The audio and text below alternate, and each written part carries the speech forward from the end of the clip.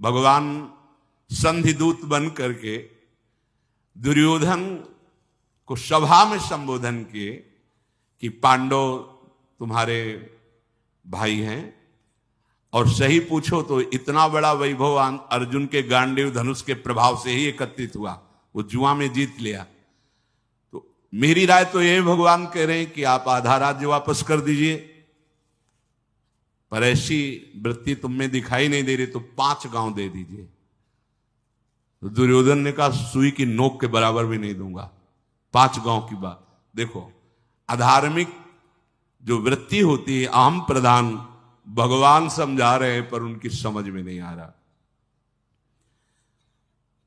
पहले से उसने गुप्त मंत्रणा कर रखी थी, अगर केशव तनिक भी क्रोधावेश धारण करें तो तत्काल उनको बंदी बना लिया जाए और कैद में डाल दिया जाए। तो भगवान से जब वो बोल रहा था कि सुई की नोक के बराबर भी बिना युद्ध के हम नहीं देंगे, तो भगवान ने कहा इसका मतलब है कि तुम मृत्यु सैया पर शयन करने के लिए तैयार हो रहा है। अब वो समझ गया कि केशव आवेश में आ रहे हैं। भगवान ने देखा कि उसके जो सहयोगी जन हैं वो सावधान हो रहे हैं। वो पहले ही सात्विकी ने सूचना दे दी थी कि प्रभु सभा में कुछ अमंगल होने वाला है। विदुर जी ने भी रात्रि में समझाया था कि प्रभु आपका आना मुझे ठीक नहीं लग रहा, क्योंकि ये लोग बड़े मलिन बुद्धि वाले हैं। तो भगवान बड़े जोर से अट्टहास किया। एक हंसना होता है और ये अट्टहास बड़ा भयावना होता है। भक्तराज हनुमान जी ने भी अट्टहास किया था। जब पूंछ में आग लगाई गई थी लंका में, तो अट्टहास कर गर्जा, कपि बढ़िलाग का भयंकर अट्टा। ऐसे ही प्रभु श्री कृष्ण ने अट्टहास किया और कहा, ए दुर्योधन, क्या तू मुझे अकेला समझ रहा है? तू मुझे बंदी बना सकता है? देख बना बंदी मुझे। भगवान का विराट रूप सभा में प्रकाशित हो गया। बड़े बड़े लोकपाल, अश्विनी कुमार, इंद्र, मरुदगण, विश्वदेव, यक्ष, गंधर्व, नाग, राक्षस सब भगवान के अंगों से प्रकाशित हो रहे हैं। उनके दोनों भुजाओं में, एक में भगवान बलराम जी हल मूसल धारण किए हुए, एक तरफ गांडीव धनुष धारण किए हुए अर्जुन, दाहिनी भुजा में अर्जुन और बाएं भुजा में हलधर बलराम जी।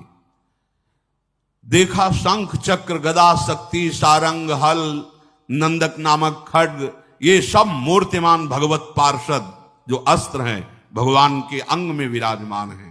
बहुत तेजो में देदीप्यमान श्री कृष्ण के अंग, नेत्रों से, नासिका से, रोम के छिद्रों से भयंकर आग की, प्रलयकालीन आग की लपटें प्रकट हो रही हैं। रोम कूप से सहस्त्रों सूर्यों जैसा तेज प्रकाशित हो रहा है भगवान श्री कृष्ण के। समस्त सभा में जितने राजा थे सब भयभीत होकर मूर्छित हो गए। किसी की हिम्मत ही नहीं हुई कि पूर्ण रूप से भगवान की उस रूप का दर्शन कर सके।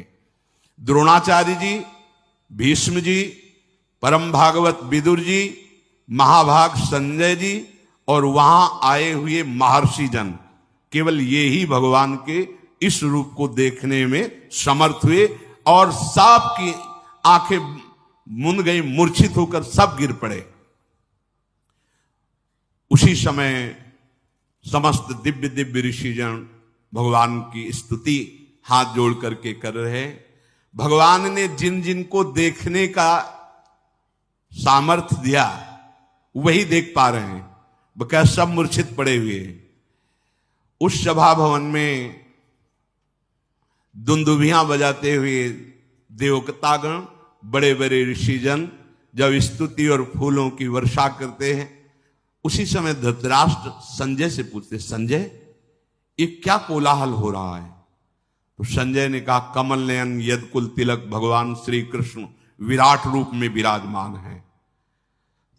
तुरंत हाथ जोड़कर धृतराष्ट्र ने कहा, क्योंकि भगवान व्यासदेव जी के पुत्र हैं, हाथ जोड़कर कहा, हे परम कृपालु श्री कृष्ण, हे समस्त जगत के हितैषी, मुझ अंधे पर भी कृपा कीजिए। मैंने आज तक आपसे कभी कुछ देखने के लिए नहीं मांगा। हे केशव, मेरे नेत्र नहीं हैं, ना भीतर के ना बाहर के। हे केशव, मैं आपसे प्रार्थना करता हूं, एक क्षण के लिए मुझे नेत्र दे दीजिए, जिससे मैं आपके इस स्वरूप का दर्शन कर सकूं। हे महाबाहु जनार्दन, आप हम पर कृपा कीजिए। जब धृतराष्ट्र ऐसा कह रहे थे तो भगवान श्री कृष्ण ने कहा, तथास्तु, ऐसा ही हो। तत्काल उनके नेत्र खुल गए। कर्तुम अकर्तुम अन्यथा कर्तुम, तत्काल नेत्र खुल गए और भगवान के उस अद्भुत विराट स्वरूप का दर्शन धृतराष्ट्र जी ने भी किया। भगवान विश्वरूप का दर्शन कराकर अपने विश्वरूप का जैसे ही स्मरण किया, नेत्र उनके अंतर ध्यान धृतराष्ट्र के, क्योंकि मांगा ही केवल इतना था कि मैं दर्शन कर सकूं। सारी पृथ्वी कंपायमान, समुद्र में खलबली मच गई, दिग्गज चिक्कारने लगे। भगवान का जो विराट रूप है, शत्रुओं का दमन करने वाले पुरुष सिंह भगवान श्री कृष्ण अपने उस अद्भुत स्वरूप का स्मरण किया। ऋषियों ने भगवान को प्रणाम वंदना करके तत्काल वहां सभा छोड़ दी, क्योंकि जहां भगवान का अपमान हो रहा हो या निंदा होना या किसी भी तरह की अवहेलना होने की संभावना भी हो, ऐसी सभा में जाना नहीं चाहिए। अगर सभा में पहुंच गया है तो तत्काल काल में अंगुली डालकर वहां से निकल जाना चाहिए, या जो निंदा कर रहा हो या अपमान कर रहा हो उसको दंड देना चाहिए। तो अपने जनों को दंड देने वाला कोई भाव नहीं रखना। अगर कहीं हमारे भगवान की कोई निंदा, हमारे आराध्य देव की, तो दोबारा उसका मुख न देखे। अंतर से भगवत भाव है, पर हम उसका संग न करें। ऋषिजन भगवान के विराट रूप का दर्शन करके तत्काल इसीलिए चल दिए कि विमुख जन सभा में बैठे हुए दुर्योधन दुशासन, अब यहां एक क्षण भी नहीं टिकना चाहिए। जो ही वो महर्षि जन गए तो नारद आदि ऋषि भी भगवान को प्रणाम करके अदृश्य हो गए। एकदम कोलाहल शांत हो गया। एक बड़ी अद्भुत सी घटना घट गई। तत्काल दारुक दरवाजे पे रथ ले आया और भगवान सहज मुद्रा में उठे और सभा से बाहर निकले। तो भीष्म पितामह जी, द्रोणाचार्य, कर्ण, ये सब पीछे भगवान के, सब कोई आनंद से फूला हुआ है तो कोई भय से भूला हुआ है। कर्ण आदि की बुद्धि काम नहीं कर रही है कि ये केशव कितने महान हैं, पीछे पीछे चल रहे हैं। भगवान का दिव्य रथ है, भगवान अपने रथ पर बैठे तो प्रणाम करके द्रोणाचार्य, भीष्म आदि वापस हो रहे हैं, लेकिन कर्ण वापस नहीं हुए। जब रथ चला तो पीछे पैदल कर्ण चल रहे हैं। भगवान ने पीछे मुड़ करके देखा तो कर्ण आ रहे हैं, तो कहा नजदीक आ जाओ, और अपने रथ पे बैठा ला। कहा हमारी इच्छा भी थी कि मैं तुमसे एकांत में मिलूं। तो उनका केशव, मुझे वेदविद जो ब्राह्मण जन है उनसे पता चला था कि भगवान का अवतार होगा। अब मैं समझ गया कि वही अवतार आप हैं। अभी तक तो मैं समझ नहीं पा रहा था कि तुम अर्जुन के मित्र हो, बहुत प्रभावशाली हो, पर जो मैंने ब्रह्म ऋषियों से सुना था, आज मुझे अनुभव हो रहा है कि आप साक्षात भगवान हैं। भगवान ने कहा हाँ, जो वेद पारंगत विद्वान ब्रह्म ऋषियों ने तुम्हें बताया था, वही मैं अवतार लेकर के इस जगत का भार उतारना चाहता हूं। तुम तत्वज्ञानी महापुरुषों का संग किए हो कर्ण, इसलिए मैं जो तुम्हें कह रहा हूं बिना संशय के बात को सुनना। तुम जानते हो सिद्धांत किसे कहते हो, धर्म किसे कहते हैं। तुम धर्मशास्त्र के सूक्ष्म विषय के ज्ञाता भी हो। तुम अधिरथ पुत्र नहीं हो। जो कुंती जी हमारी बुआ हैं, तुम उनके गर्भ से उत्पन्न हुए हो। तुम्हारे पिता भगवान भुवन भास्कर सूर्यदेव हैं। किशोर अवस्था में होने के कारण भयवश तुम्हें उन्होंने प्रवाहित कर दिया था। जो कवच कुंडल थे भगवान सूर्य के प्रताप से आपकी सुरक्षा के लिए थे। आप डूब नहीं सकते थे, आपके प्राण नहीं निकल सकते थे। इसलिए मैं जो कहने जा रहा हूं बहुत ध्यान से सुनना। तुम्हारा जन्म कुंती के गर्भ से हुआ और कुंती जी का ब्याह महाराज पांडु से हुआ। तो जो कन्यावस्था में दैवी शक्ति भगवान सूर्य के द्वारा तुम्हारा प्रादुर्भाव हुआ, तो ब्याह होने के बाद तुम्हारे पिता पांडु, तुम्हारा पुत्र भाव उनके और पिता भाव के संबंध में ये शास्त्रीय धर्मयुक्त है, इसलिए तुम महाराज युधिष्ठिर से बड़े हो। आज ही मैं चल करके बता देता हूं युधिष्ठिर जी को कि कर्ण तुम्हारा बड़ा भाई है, तत्काल वो तुम्हारे चरण छुएंगे, मेरे साथ चलो। और जब युधिष्ठिर जी चरण छुएंगे तो अर्जुन, नकुल, भीम, सहदेव ये तुम्हारे चरणों में ही बैठेंगे। और जब पांचों पांडव और उनके पांचों पुत्र सुभद्रा कुमार, अभिमन्यु ये तुम्हारे चरणों में बैठेंगे और मैं तुम्हारे साथ होऊंगा, तो त्रिभुवन में कोई ऐसा नहीं कि तुम्हारा विरोध कर सके। त्रिभुवन विजेता और सर्व पूजनीय कर्ण तुम हो, तुम कोई साधारण नहीं हो। ये जितने भी राजा आए हुए हैं, चाहे दुर्योधन के पक्ष क्यों 11 अक्षौणी सेना या 7 अक्षौणी सेना पांडवों के, ये सब तुम्हें नतमस्तक होंगे। युद्ध होगा ही नहीं, केवल तुम्हारे बल से युद्ध होने जा रहा है, इसलिए मेरी बात मान लो। ये हम एकांतिक रहस्य तुमसे बता दिया कि तुम महाराज युधिष्ठिर के बड़े भाई हो, तो जितने भी राजा आए हुए हैं वो सब तुम्हारा सम्मान करेंगे।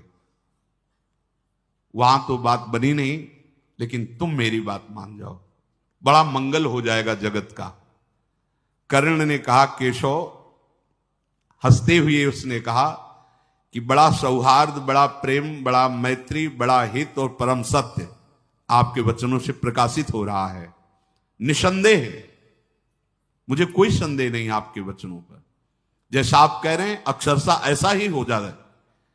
अगर मैं आपकी बात मानूं तो ऐसा ही हो जाएगा, पर नहीं, मैं मानता हूं मैं कुंती का पुत्र हूं, मैं मानता हूं कि पांडु के जैसे और पुत्र उनको पिता, ऐसे मैं भी पिता कहने का अधिकार रखता हूं, अच्छी तरह जानता हूं। आपने जो बताया है कि कुंती के गर्भ से भगवान सूर्य की कृपा से मेरा जन्म हुआ है, मुझे कोई संशय नहीं। पर भरी सभाओं में जब अपमान होता रहा, तब न एक बार आपने कहा, न एक बार माता कुंती ने कहा कि ये अधिरथ सूत पुत्र नहीं, ये मेरा पुत्र है। जहां मैं अपने बल विक्रम को दिखाने को किया, वहीं मेरा अपमान होता रहा है। मैं जीवन भर जलता रहा, किस लिए? मेरा क्या दोष था? मेरा दोष आप साबित कर दीजिए। भगवान सूर्य ने प्रकट किया और जल में फेंक दिया गया और अधिरथ सूत ने उठाया, इसमें मेरा क्या दोष रहा? जब मैं कभी अपना बल विक्रम अर्जुन के सामने प्रकट करता तो मेरा उपहास करके मुझे नीचा दिखाया जाता कि सूत पुत्र का अधिकार नहीं राजकुमार के सामने, चाहे वो द्रौपदी के स्वयंवर में हो, चाहे वो अश्व शिक्षा का, पूर्णता का जब प्रदर्शन कराया जा रहा हो तब हो, या किसी भी राजसभा में हो, तब क्यों आप नहीं बोले? क्यों माता कुंती ने ये नहीं कहा कि ये मेरा पुत्र है? तब तो किसी ने नहीं कहा। आज जब ये बात आ गई समझ में कि अब युद्ध होगा ही, तो आप हमको समझा रहे हो केशव, मैं मान रहा हूं आपकी बात सत्य है, पर अब मैं सूत पुत्र ही रहूंगा। और दुर्योधन ने मुझे सम्मान दिया है, जीने की आशा डाल दी दुर्योधन ने। मैं कभी दुर्योधन के साथ अब दगाबाजी नहीं कर सकता। हे वृषणी नंदन श्री कृष्ण, मेरा एक नियम है कि एक बार जिसको वचन दे दिया तो प्राण छूट सकते हैं, वचन नहीं छूट सकते। मैंने दुर्योधन को अपना मान लिया है, अब मैं उसका साथ नहीं छोड़ सकता। जनार्दन, मुझे कोई भयभीत कर सके ऐसा पैदा ही नहीं हुआ। बध, बंधन, भय, लोभ, इनकी ताकत नहीं कि हमारे हृदय का परिवर्तन कर सके। पर जीवन बहुत कष्टमय कर्ण का रहा। अगर कहीं ये पता चल जाता भगवान सूर्य से प्रकट कर्ण, तो भगवान परशुराम जी शाप नहीं देते। हर जगह हार हुई, हर जगह उसको नीचा देखना पड़ा, पर था महापुरुष, सत्यवादी, परम दानी, पर अधर्मियों का संग हो गया, इसलिए हर जगह हार हुई, हर जगह परास्त हुई। तो ध्यान रखने का विषय है आप सही हो, लेकिन आपने अगर गलत संग कर लिया है तो आपकी भीष्म जी अखंड बाल ब्रह्मचारी महाभागवत, लेकिन सिंहासन पर वचन दिए हुए हैं, इसलिए संग अधर्म का नीचा देखना पड़ा। तो जनार्दन, मैं दुर्योधन का साथ कभी नहीं छोड़ सकता और युद्ध अवसर आने पर ललकार करके पांडवों से लड़ूंगा। कभी अपने हृदय में भाव नहीं लाऊंगा कि ये मेरे भाई हैं। मधुसूदन, इसमें संदेह नहीं कि आप हमसे बहुत हित की बात कह रहे हैं। पांडव आपके अधीन है, आप जैसी आज्ञा करेंगे तत्काल वो वैसा कर देंगे। पर मेरे और आपके बीच में जो वार्ता हुई है, इसे न पांडव जानेंगे और न कोई संसार का व्यक्ति, जब तक युद्ध नहीं हो जाता। और युद्ध में जब मैं मारा जाऊं, तब इसके बाद आप इस बात को भले, लेकिन तब तक ये आप वचन दीजिए कि आप इसे गोपनीय रखेंगे।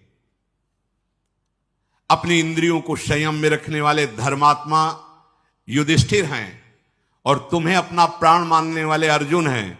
इसलिए मैं पहले से कह रहा हूं कि तुम निश्चिंत रहो, मैं ही मारा जाऊंगा, क्योंकि जिसके सहायक आप हो। मैं खूब अच्छी तरह से जानता हूं कि चाहे 11 क्षोणी नहीं और भी विशाल सेना दुर्योधन रख ले, लेकिन नाश उसी का होगा, क्योंकि अधर्म से चल रहा है। मैं सब जानता हूं। श्री कृष्ण इस समय दुर्योधन, दुशासन या मुझ कर्ण पर केवल निमित्त मात्र दोष रखा जाए, क्योंकि इसके पूरे के पूरे मुखिया आप हैं। कर्ण ने कहा कि पूरे के पूरे मुखिया आप, पृथ्वी का भार दुर्योधन को निमित्त बनाकर उतारना चाहते हैं, इसीलिए ऐसा है। भगवान सब्यसाची अर्जुन तुम्हारे हाथ की कठपुतली हैं। कर्ण कह रहे हैं, हे भगवान, सब्यसाची अर्जुन तुम्हारे हाथ की कठपुतली हैं, अर्थात तुम उनके यंत्री हो, वो तुम्हारे यंत्र हैं। इसलिए इस रणांगण में जो रण यज्ञ होगी, इसमें बलि मेरी ही चढ़ेगी। आप निश्चिंत रहिए, क्योंकि जिसके आप सहायक हैं उसका कोई नाश कर सके। ये कर्ण की एकांतिक वार्ता भगवान के साथ हो रही। मैं जान रहा हूं कि पांडुनंदन महाबलशाली वायुपुत्र भीमसेन जिस समय अपने स्वरूप में आकर सिंहनाद करेंगे, तो दुशासन का रक्त निश्चित पिएंगे। उन्होंने प्रण किया है तो छाती फाड़ेंगे वो, मुझे पता है। क्यों? क्योंकि इस रण यज्ञ में आपका सहयोग है। मुझे पता है कि जिस समय पांचाल राजकुमार धृष्टद्युम्न अपने स्वरूप में आकर खड़ा होगा, तो द्रोणाचार्य का गर्दन वही उतारेगा। क्यों? क्योंकि आप उनके रक्षक हैं। मुझे पता है कि शिखंडी भीष्म जी के सामने खड़े होने के लायक भी नहीं है, लेकिन वो मार गिराने का काम करेगा। क्यों? क्योंकि आप उनके पक्ष में हो। महाबली दुर्योधन का वध निश्चित है, क्योंकि आप पांडवों के पक्ष में हैं। पर हे श्री कृष्ण, मैं पांडवों के पक्ष में नहीं आ सकता, रहूंगा दुर्योधन के ही पक्ष में। जब भगवान ने देखा कि कर्ण बात जानते हुए भी अब नहीं मानेंगे, तो कर्ण ने कहा, प्रभु आप ऐसा ना समझे कि मैं आपकी आज्ञा का उल्लंघन कर रहा हूं। मैंने एक स्वप्न देखा है, वो केवल आपसे बता रहा हूं। मैंने स्वप्न देखा है कि गांडीव धनुषधारी अर्जुन श्वेत गजरात पर विराजमान होकर के मुझे दृष्टिगोचर हो रहे हैं, अर्थात मेरे से उनकी विजय होगी। मैंने देखा है कि दुर्योधन में केवल 3 के मस्तक पर श्वेत पाग है और सबके लाल है, अर्थात सब मारे जाएंगे। 11 क्षोणी सेना में केवल 3 बचेंगे, अश्वत्थामा, कृपाचार्य और कृतवर्मा। ये 3 के माथे पे केवल सफेद पाग है, से सब मारे जाएंगे। जनार्दन, ये जो मैंने स्वप्न देखा है, इससे मुझे निश्चित हो चुका है कि पांडवों की विजय होगी, कौरवों का विनाश होगा, साथ में मेरा भी। पर मैं डरने वाला नहीं हूं। मैं ललकार ललकार कर अपने भाइयों को मारूंगा, पांडवों को, पक्का। आप मुझे अब समझाने की चेष्टा न करें, अब मैं रहूंगा इसी पक्ष में। भगवान मुस्कुराए और रथ से उतरकर प्रणाम किया और कर्ण चला गया। और भगवान उपप्लव्य नगर की तरफ दारुकशिरत हंकवाया। विदुर जी को बहुत चिंता हुई। विदुर जी कुंती के पास गए और कहा, चिरंजीवी पुत्रों को जन्म देने वाली भारी संकट उपस्थित है। भगवान आए, संधि करवाने की चेष्टा की, नहीं हुई। भगवान का अपमान हुआ, कैद करने की, बंदी बनाने की चेष्टा की, अब वो वापस चले गए हैं। मतलब युद्ध पक्का। और युद्ध पक्का तो मुझे केवल डर है कर्ण से। गांडीव धनुषधारी अर्जुन से अगर कोई लड़ सकता है तो कर्ण लड़ सकता है। मेरे हृदय में बड़ा शोक उत्पन्न हो रहा है। ये धृतराष्ट्र बूढ़े हो गए हैं, पर इनकी बुद्धि अभी लोभ से ग्रसित हो रही है। कैसे इनको समझाऊं? मेरा हृदय बड़ा अशांत हो रहा है। भीष्म पितामह, द्रोणाचार्य, कर्ण, ये सब दुर्योधन के साथ हैं। कोई उपाय नहीं दिखाई दे रहा। विदुर जी की आंखों में आंसू आ रहे। कोई उपाय नहीं दिखाई दे रहा जिससे मैं इस युद्ध को रोक सकूं, इस जनसंहार को रोक सकूं। कर्ण बहुत बलवान है, मैं अंदर से जानता हूं। कुंती जी ने कहा, आपको भी अभी तक एक बात मालूम नहीं है, वो बात मैं बताती हूं। मैं जब पिता के घर में रहती थी तो साधु सेवा का मुझे अधिकार मिला था कि आए हुए अतिथि सेवा को। तो उस समय महान तप के धनी दुर्वासा ऋषि आए और अतिथि सेवा मुझे मिली। जैसा सावधानी से सेवा करनी चाहिए वैसी सेवा की। वो प्रसन्न हुए और मुझे एक मंत्र दिया कि इस मंत्र से कभी भी किसी भी देवता को बुला। तो मेरे मन में चापल्यतावश ऐसा हुआ कि मैं भला सूर्य को बुलाऊं, तो सूर्य देव आ गए और उन्होंने मुझे एक पुत्र प्रदान किया जो कन्यावस्था में ही प्रकट हुआ। वही ये पुत्र कर्ण है। तुम भयभीत मत रहो कर्ण से, वो मेरा पुत्र है। मैं जाऊंगी और आज्ञा करूंगी, वो अवश्य मेरी बात मानेगा। विदुर जी को प्रसन्नता हुई कि यदि ऐसे युद्ध रुक जाए तो बहुत अच्छा है। माता कुंती, समय कर्ण का एक निश्चित था। ब्रह्म मुहूर्त से खड़े हो जाते थे और जैसे जैसे सूर्य उदय होते वैसे वैसे मुख करते हुए और भीषण धूप में भी ऐसे मंत्र उच्चारण करते हुए गंगा जल में और उस समय नियम था अगर कोई भी आकर कुछ मांग ले वो दे देते थे। ठीक उस समय माता कुंती गई, देखा दोनों भुजाओं को भगवान सूर्य की तरफ ऐसे किए, गंगा जी में खड़े हुए मंत्र जाप कर रहे हैं।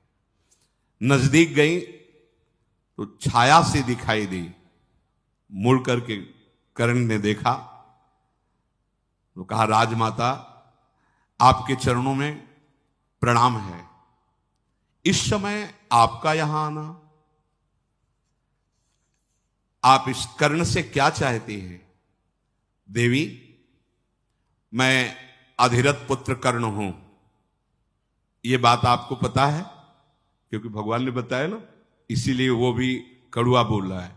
मैं अधिरथ पुत्र सूत पुत्र कर्ण हूं, यह बात आपको पता है? हाँ, तो ये सूत पुत्र कर्ण आपके चरणों में प्रणाम करता है। राजमाता यहां आने का कष्ट किया, आदेश करें ये सूत पुत्र क्या सेवा करें। बार बार इसलिए वो एक कह के आई है ना कि मेरा पुत्र है, मैं उसे बताऊंगा, और भगवान ने पहले बता दिया था। अभी तक सूर्य भगवान इनको दर्शन दिए पर एक बार भी नहीं बताया ये रहस्य। ये पता भगवान के द्वारा कर्ण को। कुंती ने कहा कि बेटा तुम सूत पुत्र नहीं हो, तुम कुंती पुत्र हो। तुम्हारे पिता अधिरथ नहीं, त्रिभुवन को प्रकाशित करने वाले भुवन भास्कर सूर्यदेव हैं। तुम मेरे गर्भ से प्रथम पुत्र के रूप में प्रकट हुए हो। जिस समय मैं कुंती भोज राजा के यहां रहती थी उस समय तुम्हारा प्रादुर्भाव हुआ। कर्ण, ये सामने देखो जिनकी तुम आराधना कर रहे हो, ये तुम्हारे पिता हैं और इस बात के साक्षी हैं कि जो मैं बोल रही हूं वो परम सत्य है। बेटा, ये युद्ध होने जा रहा है, प्रधान तुम इसके हो। तुम अपने भाइयों से अपरिचित हो, ये पांडव तुम्हारे ही भाई हैं। तुम्हें धृतराष्ट्र पुत्रों की पक्षवृत्ति लेकर युद्ध नहीं करना चाहिए। तुम मेरे पुत्र हो। पूर्व काल में जिसका उपार्जन किया गया अर्जुन आदि के द्वारा लोभवश इन दुष्टों ने कपट करके वो सब ऐश्वर्य अपहरण कर लिया है। अब मेरे पुत्र उसके लिए जरूर युद्ध करेंगे। तो तुम्हें पता हो जाना चाहिए कि अर्जुन और तुम भाई भाई हो, फिर युद्ध किस बात का? तुम हो जाओ तो युद्ध होगा ही नहीं, इस बात को स्वीकार करो। कर्ण ने कहा, इस महान रण यज्ञ की वेदी पे पीठ दिखाने वाला ये सूत पुत्र नहीं है। अब ऐसा कभी नहीं हो सकता। सर्वगुण संपन्न पांडव हैं, मैं जानता हूं। सूर्यमंडल से आकाशवाणी हुई, सुनो कर्ण, सूत पुत्र शब्द उच्चारण मत करो। जो कुंती कह रही वो अक्षरशः सत्य है। तुम मेरे पुत्र हो, मैंने तुम्हें बताया। आकाशवाणी सूर्य की। जो ही इस कर्ण ने इस वाणी को सुना तो प्रणाम किया सूर्य को भी, और कुंती से कहा, माता मुझे पहले से पता है कि आप मेरी माता हैं और भगवान सूर्य मेरे पिता हैं। माता कुंती, भगवान सूर्यदेव इनसे मेरा प्रादुर्भाव हुआ है, पर मैं ना आपकी बात से विचलित होने वाला हूं और ना भगवान सूर्य की बात से। वचन दिया है दुर्योधन को, तो अब ऐसा नहीं हो सकता। राजमाता, आप और जो कुछ मांगो सो मांग लो, मैं इस समय ना नहीं कहता, पर अगर ये मांगो कि अर्जुन से युद्ध ना हो तो अब ऐसा नहीं हो सकता। क्या आप चाहती हो, आज्ञा कीजिए। माता कुंती ने कहा कि हमें चाहती कि हमारे 6 पुत्र हैं, 5 पांडव और एक तुम। 6 पुत्रों में एक भी नहीं मरना चाहिए। उन्होंने कहा कर्ण ने कि आज तक हमने कभी किसी को ना नहीं कहा। आपने किस सभा में कहा है कि आपके 6 पुत्र हैं? बहुत हृदय से दुखी कर्ण रहे। कभी कभी किसी ने सपोर्ट नहीं किया, न भगवान सूर्य ने कहा कहीं और न माता कुंती। जहां भी अपनी तो उसको नीचा दिखाया, ए सूत पुत्र तो राजकुमारों के समान। तो 6 पुत्र हैं आपके, आपने किस सभा में घोषित किया है? कभी किया है? आज जब आपने देखा है कि आपके पुत्रों पे, प्राणों पे बने आई है, तो आप अब यह कहने चली आई हो कि कर्ण तुम मेरे पुत्र हो, पांडव तुम्हारे भाई हैं। मैं दुर्योधन का आश्रय लिया, मेरा जीवन निर्वाह दुर्योधन ने किया, मैं प्राण भी उसी को दूंगा, उसी के लिए न्यौछावर करूंगा। मैं कभी झूठ नहीं बोलता और मैं कभी मांगने वालों को ना भी नहीं कहता। तो इसलिए दैव बड़ा बलवान है। तुमने 5 पुत्र सदैव घोषित किए हैं, 5 ही रहेंगे, तुमको भी विमुख नहीं करेंगे। युद्ध का अवसर आएगा और जब युधिष्ठिर, भीम, नकुल, सहदेव, इनको मैं ऐसी दशा में पहुंचा दूंगा कि वध कर सकता हूं, उस दशा में मैं इनको छोड़ दूंगा, लेकिन अर्जुन को नहीं। या अर्जुन मुझे मारेगा तो 5, या मैं अर्जुन को मारूंगा तो आपके 5। आपने सभा में सदैव 5 पुत्र बताए हैं, 5 ही पुत्र रहेंगे। या कर्ण जाएगा या अर्जुन जाएगा। कुंती देवी हृदय से बहुत दुखी हुई और कहा, बेटा तो अपनी इस बात का ध्यान रखना कि हमारे अन्य पुत्रों का तुम वध मत करना, क्योंकि वो जानती हैं अंदर से कि जिसके श्री कृष्ण सहायक हैं उस अर्जुन का कौन बिगाड़ सकता है। पर यहां कर्ण के जीवन में देखने को मिला कि अगर अधर्म का संग कर ले तो कितना भी बड़ा सत्यवादी, दानी, महात्मा कोई क्यों न हो, उसे सदैव नीचा ही देखना पड़ता है।